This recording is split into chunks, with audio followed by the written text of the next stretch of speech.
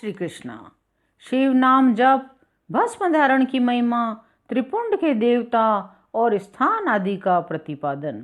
ऋषि बोले, महाभाग व्यास शिष्य सूत जी, आपको नमस्कार है। अब आप भस्म महात्यम, रुद्राक्ष महात्यम और उत्तम नाम महात्यम, इन तीनों का परम प्रसन्नता पूर्वक प्रतिपादन कीजिए और हमारे हृदय को आनंद दीजिए। सूत जी ने कहा, महर्षियों, आपने बहुत उत्तम बात पूछी है। यह समस्त लोगों के लिए हितकारक विषय है। जो लोग भगवान शिव की उपासना करते हैं वे धन्य हैं, कृतार्थ है, उनका देह धारण सफल है, उनके समस्त कुल का उद्धार हो गया है। जिनके मुख में भगवान शिव का नाम है, जो अपने मुख से सदाशिव और शिव इत्यादि नामों का उच्चारण करते रहते हैं, पाप उनका उसी तरह स्पर्श नहीं करते। श्री शिवाय नमस्तुभ्यम, ऐसी बात जब मुंह से निकलती है तब वह मुख समस्त पापों का विनाश करने वाला पावन तीर्थ बन जाता है। जो मनुष्य प्रसन्नता पूर्वक उस मुख का दर्शन करता है उसे निश्चय ही तीर्थ सेवन जनित फल प्राप्त होता है। शिव का नाम, भस्म और रुद्राक्ष ये तीनों त्रिवेणी के समान परम पुण्यमय माने गए हैं। जहाँ ये तीनों शुभतर वस्तुएं सर्वदा रहती है, उसके दर्शन मात्र से मनुष्य त्रिवेणी स्नान का फल पा लेता है। भगवान शिव का नाम गंगा है, विभूति यमुना मानी गई है, रुद्राक्ष को सरस्वती कहा गया है। इन तीनों के संयुक्त त्रिवेणी समस्त पापों का नाश करने वाली है। विप्रगण, मैं अपनी श्रद्धा भक्ति के अनुसार संक्षेप में भगवान नामों की महिमा का वर्णन करता हूँ। शिव इस नाम रूपी दावानल से महान पातक रूपी पर्वत अनायास ही भस्म हो जाता है, यह सत्य है।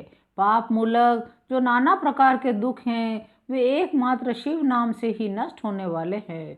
दूसरे साधनों से संपूर्ण यत्न करने पर भी पूर्णतया नष्ट नहीं होते। जो मनुष्य इस भूतल पर सदा भगवान शिव के नामों के जप में ही लगा हुआ है वह वेदों का ज्ञाता है, वह पुण्यात्मा है, वह धन्यवाद का पात्र है, वह विद्वान माना गया है। जो शिव नाम रूपी नौका पर आरूढ़ होकर संसार रूपी समुद्र को पार करते हैं उनके जन्म मरण संसार के मूलभूत सारे पाप निश्चय ही नष्ट हो जाते हैं। जो पाप रूपी दावानल से पीड़ित हैं उन्हें शिव नाम रूपी अमृत का पान करना चाहिए। पापों के दावानल से दग्ध होने से लोगों को शिव नाम अमृत के बिना शांति नहीं मिल सकती। जो शिव नाम रूपी सुधा की वृष्टि जनित धारा में गोता लगा रहे हैं वे संसार रूपी दावानल के बीच में खड़े होने पर भी कदापि शोक के भागी नहीं होते। मुनीश्वरों, जिसने अनेक जन्मों तक तपस्या की है उसी की शिव नाम के प्रति भक्ति होती है जो समस्त पापों का नाश करने वाली है। जो अनेक पाप करके भी भगवान शिव के नाम जप में आदर पूर्वक लग गया है वह समस्त पापों से मुक्त हो ही जाता है, इसमें कोई संशय नहीं है। जैसे वन में दावानल से दग्ध हुए वृक्ष भस्म हो जाते हैं उसी प्रकार शिव नाम रूपी दावानल से दग्ध होकर उस समय तक के सारे पाप भस्म हो जाते हैं। जिसके अंग नित्य भस्म लगाने से पवित्र हो गए हैं, जो शिव नाम जप का आदर करने लगा है वह घोर संसार सागर को पार कर ही लेता है। अधिक कहने से क्या लाभ, मैं शिव नाम के सर्व पापाहारी माध्यम का एक ही श्लोक वर्णन करता हूँ। भगवान शंकर के एक नाम में भी पाप हरण की जितनी शक्ति है उतना पातक मनुष्य कभी कर ही नहीं सकता। पूर्व काल में महापापी राजा इंद्रद्युम्न ने शिव नाम के प्रभाव से ही उत्तम सद्गति प्राप्त की थी। इसी तरह कोई ब्राह्मणी युवती भी जो बहुत पाप कर चुकी थी शिव नाम के प्रभाव से ही उत्तम गति को प्राप्त हुई। भस्म संपूर्ण मंगलों को देने वाला तथा उत्तम है। सावधान होकर सुनिए, एक को महाभस्म जानना चाहिए, दूसरे को स्वल्प भस्म। महाभस्म 3 प्रकार का कहा गया है, श्रोत, स्मार्त और लौकिक। स्वल्प भस्म के भी बहुत भेद हैं। श्रोत और स्मार्त भस्म को केवल द्विजों के ही उपयोग में आने योग्य कहा गया है। तीसरा जो लौकिक भस्म है वह अन्य सब लोगों के भी उपयोग में आ सकता है। द्विजों को वैदिक मंत्र के उच्चारण पूर्वक भस्म धारण करना चाहिए। दूसरे लोगों के लिए बिना मंत्र के केवल धारण करने का विधान है। जले हुए गोबर से प्रकट होने वाला भस्म आग्नेय कहलाता है, वह भी त्रिपुंड का द्रव्य है। अग्निहोत्र से उत्पन्न हुए भस्म का भी मनीषी पुरुषों को संग्रह करना चाहिए। अन्य यज्ञ से प्रकट हुआ भस्म भी त्रिपुंड धारण के काम में आ सकता है। समस्त अंगों में सजल भस्म को मलना अथवा विभिन्न अंगों में तिरछा त्रिपुंड लगाना, इन कार्यों को मोक्षार्थी पुरुष प्रमाद से भी न छोड़े, ऐसा श्रुति का आदेश है। भगवान शिव और विष्णु ने भी तिर्यक त्रिपुंड धारण किया है। अन्य देवियों सहित भगवती उमा और लक्ष्मी ने भी वाणी द्वारा इसकी प्रशंसा की है।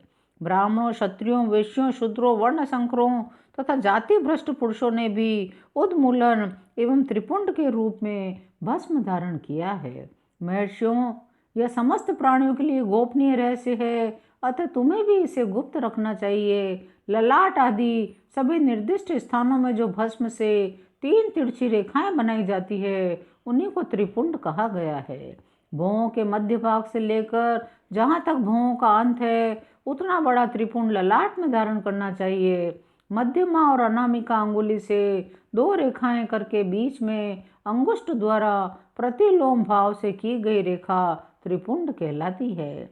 बीच की 3 अंगुलियों से भस्म लेकर यत्नपूर्वक भक्ति भाव से ललाट में त्रिपुंड धारण करें। त्रिपुंड अत्यंत उत्तम, भोग और मोक्ष देने वाला है। प्रणव का प्रथम अक्षर अकार, गाहरपत्य अग्नि, पृथ्वी, धर्म, रजोगुण, ऋग्वेद, क्रियाशक्ति, प्रातः समन तथा महादेव, ये त्रिपुंड की प्रथम रेखा के 9 देवता हैं। प्रणव का दूसरा अक्षर उकार, दक्षिणाग्नि, आकाश, सत्वगुण, यजुर्वेद, मध्यम दिन सवन, इच्छा शक्ति, अंतरात्मा तथा महेश्वर, ये दूसरी रेखा के 9 देवता हैं।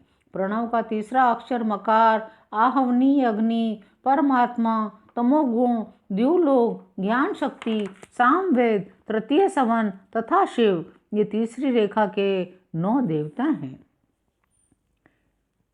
ये संपूर्ण अंगों में स्थान देवता बताए गए हैं। 32, 16, 8 अथवा 5 स्थानों में त्रिपुंड का न्यास करें। मस्तक, ललाट, दोनों कान, दोनों नेत्र, दोनों नासिका, मुख, कंठ, दोनों हाथों, दोनों कोहनी, दोनों कलाई, हृदय, दोनों पार्श्व भाग, नाभि, दोनों अंडकोश, दोनों उरु, दोनों गुल्फ, दोनों घुटने, दोनों पिंडली, दोनों पैर, ये 32 उत्तम स्थान हैं।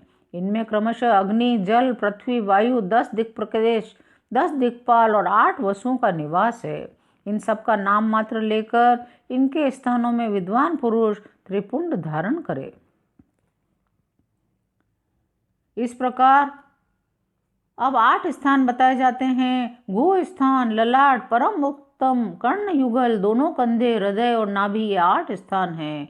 इनमें ब्रह्मा तथा सप्तर्षि, ये 8 देवता बताए गए हैं। भस्म के स्थान को जानने वाले विद्वानों ने इस तरह 8 स्थानों का परिचय दिया है। मस्तक, दोनों भुजाएं, हृदय और नाभि, इन 5 स्थानों को भस्मवेत्ता पुरुषों ने भस्म धारण के योग्य बताया है।